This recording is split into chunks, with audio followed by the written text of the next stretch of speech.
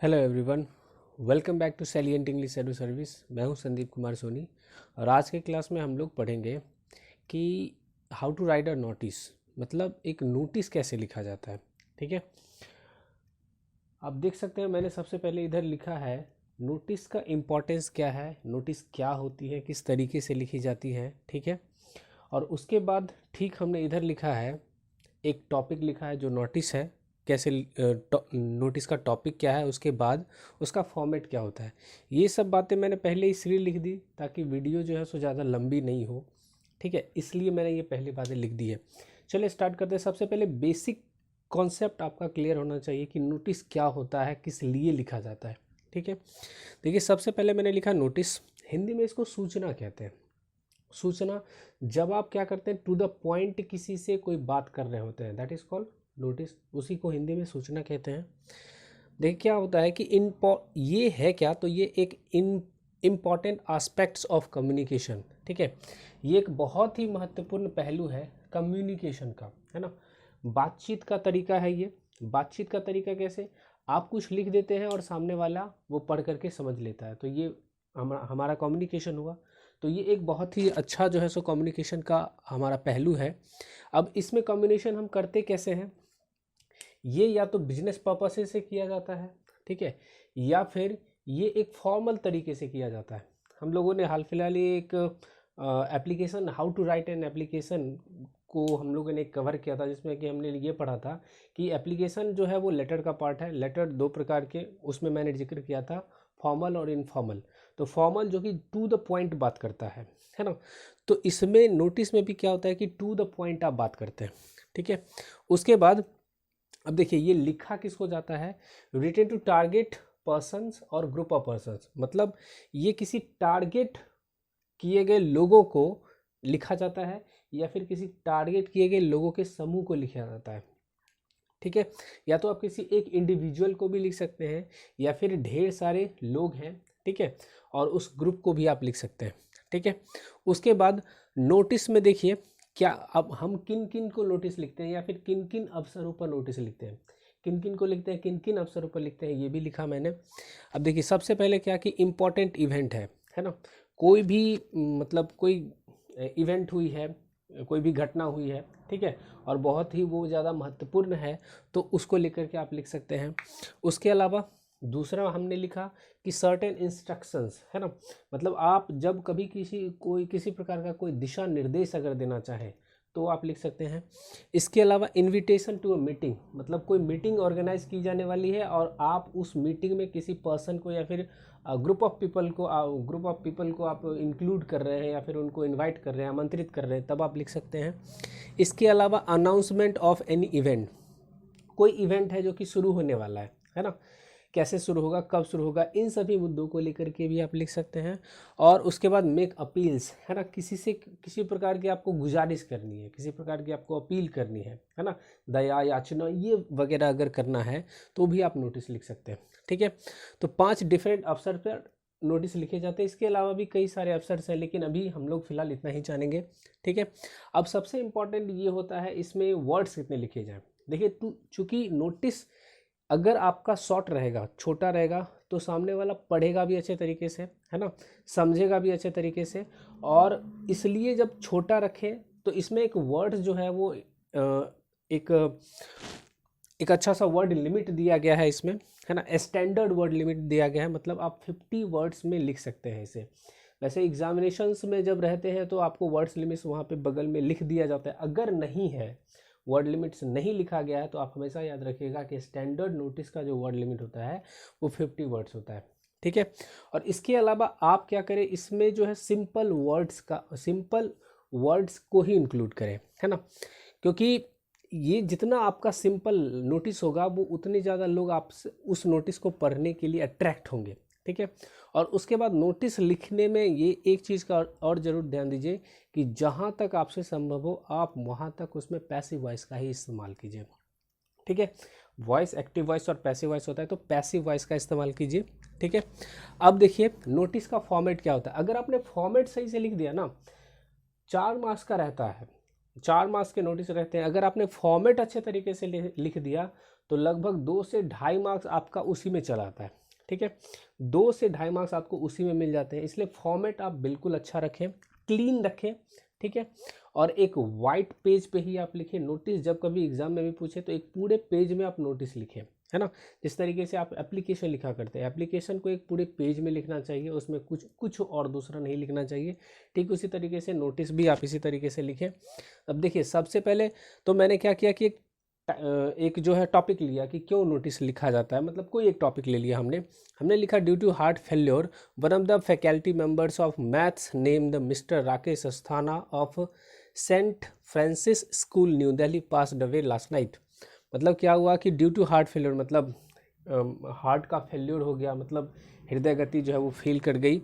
One of the faculty members of maths, मतलब एक जो थे मैथ के एक टीचर थे जिनका नाम था mister Rakesh Asthana of Saint Francis school, ये इस स्कूल में पढ़ाया करते थे जो कि है न्यू दिल्ली में। पास्ड अवे, वो उनकी डेथ हो गई, वो गुजर गए लास्ट नाइट मतलब पिछली रात को, ठीक है। As the principal of the school, आप क्या कीजिए, एक प्रिंसिपल के हैसियत से ड्राफ्ट नोटिस, आप एक नोटिस तैयार कीजिए। कन्वेइंग, उसमें आप ये इंक्लूड कीजिए, आप ये शामिल कीजिए 2 डेज शट डाउन, मतलब आप 2 दिन तक क्या कीजिएगा, शट डाउन कीजिएगा ऑफ द स्कूल, मतलब स्कूल को। शट डाउन कहने का मतलब आप क्लोज कीजिएगा, है ना। 2 दिन तक के लिए आप अपने स्कूल को क्या करने वाले हैं, क्लोज करने वाले हैं, including all the necessary details. और इसमें आपको जितना भी इंपॉर्टेंट नेसेसरी डिटेल्स लगता है कि ये सभी हमें शामिल करना चाहिए, तो वो सारी बातें आप उस नोटिस में शामिल कीजिए, ठीक है।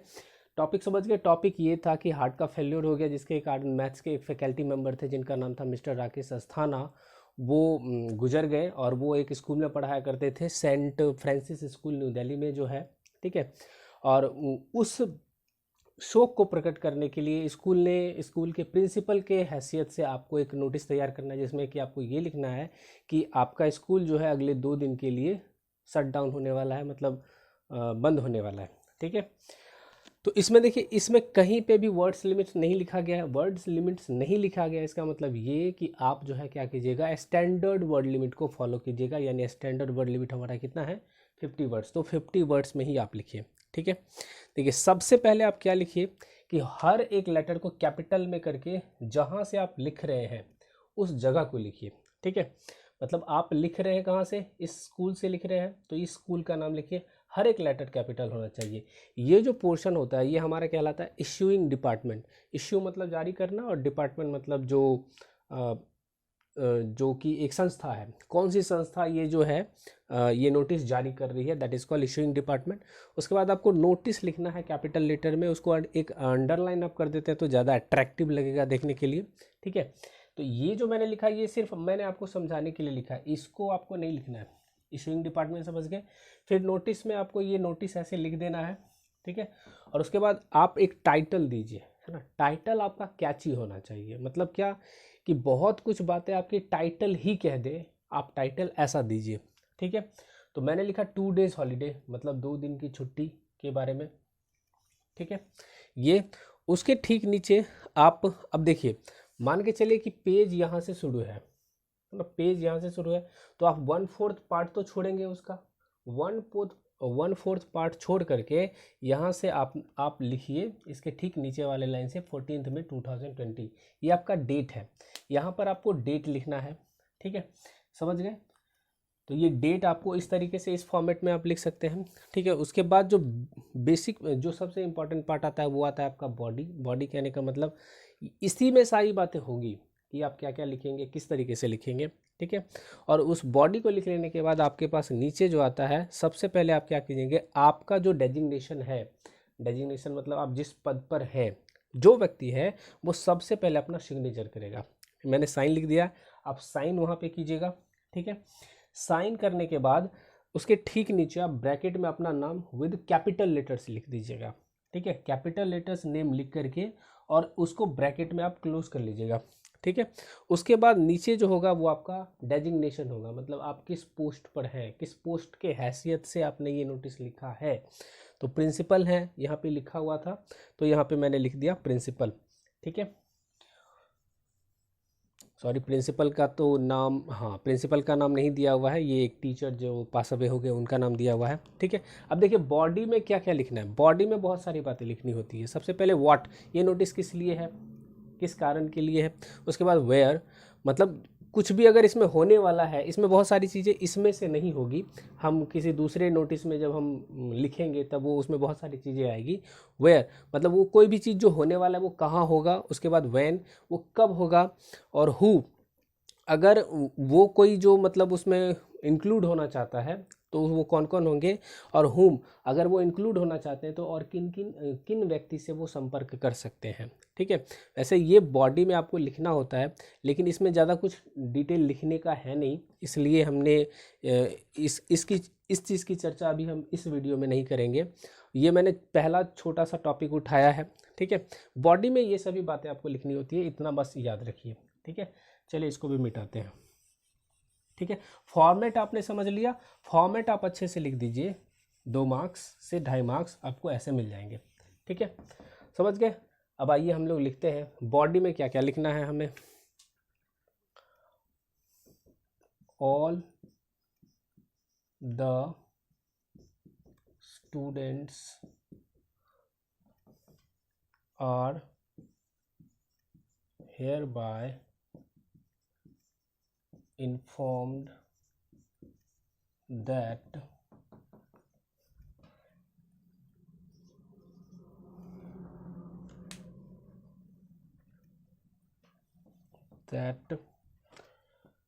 Mr.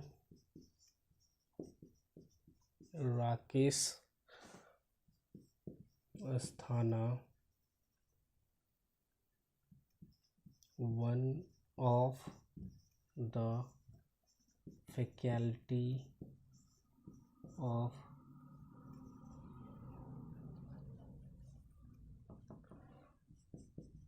maths, passed away due to sudden heart failure. Okay. In the condolence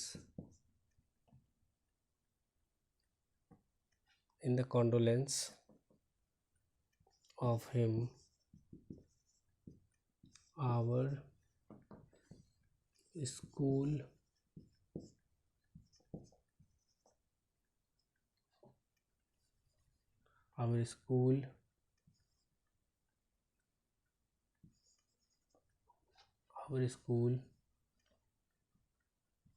will remain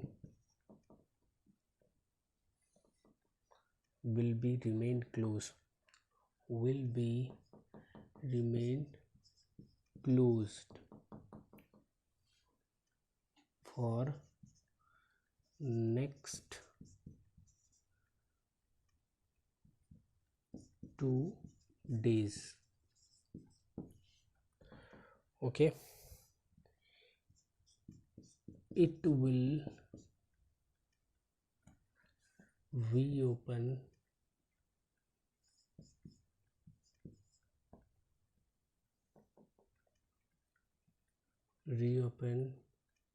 from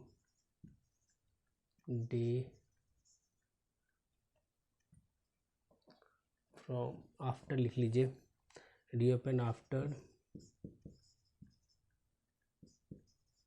2 days after, एक minute, after 2 days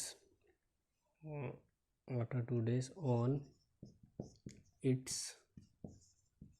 schedule time, ठीक है। बस इतनी सी बातें ही लिखनी है। क्या क्या लिखा हमने।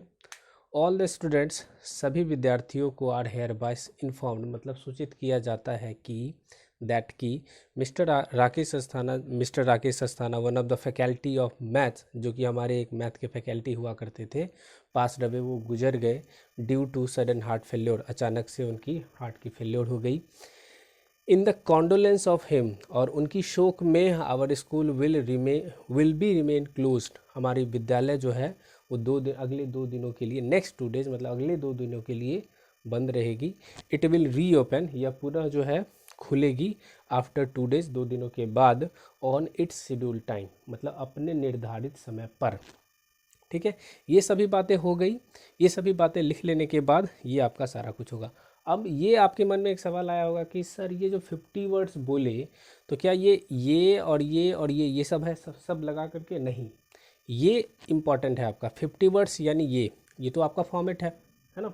50 वर्ड्स में आपका जो है वो बॉडी होना चाहिए। ठीक है, तो ये एक छोटा सा टॉपिक था, चूँकि बेसिक से हमने स्टार्ट किया था, इसलिए मैंने सोचा कि एक छोटे से टॉपिक से शुरुआत करें।